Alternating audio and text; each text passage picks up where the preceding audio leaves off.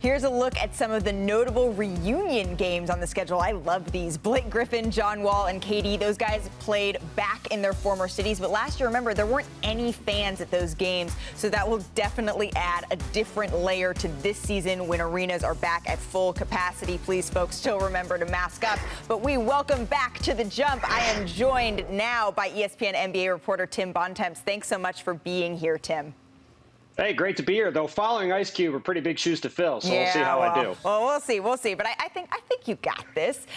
So for most of last season's games, we didn't have fans, but your reporting didn't stop. You had to cover games on the return. And so now that we're more likely to see full crowds at the arenas this season, how does that enhance the experience of seeing someone like Kyle Lowry return to Toronto?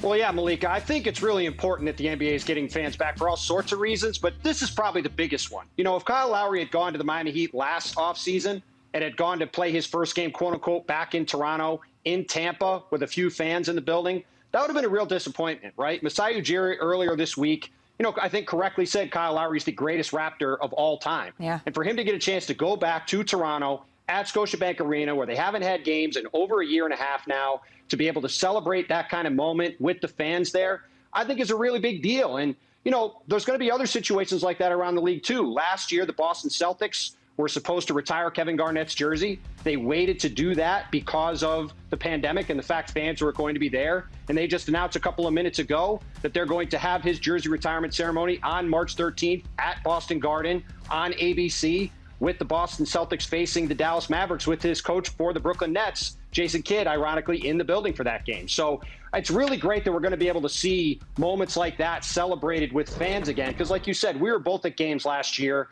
where there were no fans in the building and the atmosphere just wasn't there. And it's really cool that we're going to be able to have those kind of group celebrations again with, like you said, everybody hopefully masking up and doing what they need to do. Well, the players, they absolutely felt that difference in energy. We saw Drake say, right, that Kyle Lowry, he's probably going to get a statue in his name at some point. Yep. And then with Minnesota, well, we haven't seen them retire Garnett's jersey yet. So potentially with an ownership change, we could see that in the future too. Who knows, right? But after a disappointing season that saw them get swept in the first round, Pat Riley and the Miami Heat, they traded for Kyle Lowry to bolster their already tough-minded roster. Tim, what are your thoughts on that addition and how you see it working out?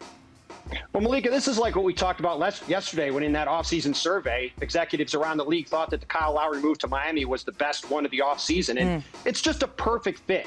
Everybody I have talked to about Kyle, and you know him well like I do, he is a definitional Miami Heat player. He's a tough, hard-nosed, gritty guy, two-way player, is a really close friend of Jimmy Butler, which I think is important. He's going to walk in and immediately have Jimmy's respect and trust on the court, which is really important.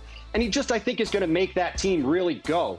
One guy who struggled a bit last year, Tyler Hero, after his really impressive play that we saw in the bubble. Yeah. I think guys like him and Duncan Robinson are also going to be really benefited by having a true point guard like Kyle Lowry, getting them the ball in the right spot. So I love the fit of Kyle in Miami. It feels like it's something that's been destined to happen.